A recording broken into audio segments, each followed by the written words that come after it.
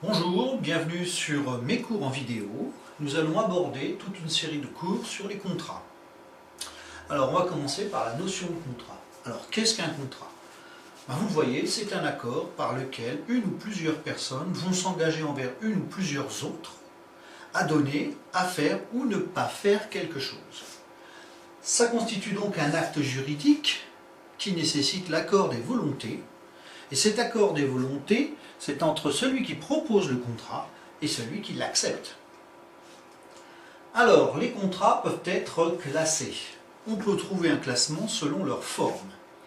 Premier type de contrat classé selon leur forme, le contrat de gré à gré, librement débattu. C'est tout simple, c'est le contrat que vous utilisez quand vous achetez un véhicule. Vous négociez le prix, les options, les remises, etc. D'autres contrats ne sont pas négociables, comme le contrat SNCF. On ne peut pas négocier le prix, on ne peut pas négocier le trajet. D'autres contrats, là encore, sont des contrats ce qu'on appelle consensuels. Aucune formalité très précise. Vous allez chez votre coiffeur, vous lui demandez une coupe de cheveux, ça va se faire normalement, on va dire. Après, on a des contrats qui sont un petit peu plus cadrés.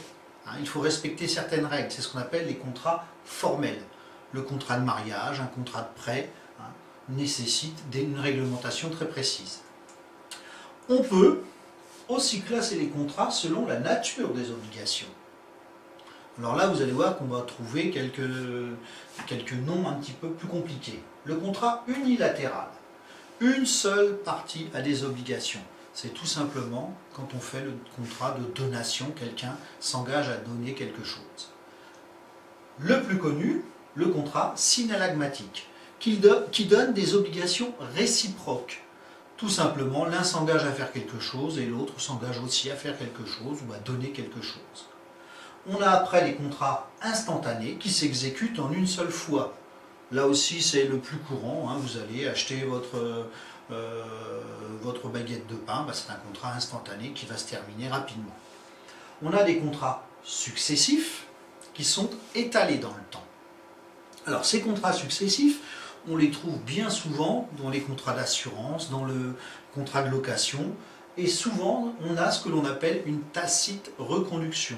C'est-à-dire que l'on a un contrat qui va se terminer au bout d'un an, mais qui se reconduit tout seul. Vous n'avez pas à faire la démarche de dire « je continue d'une année sur une année sur une année ».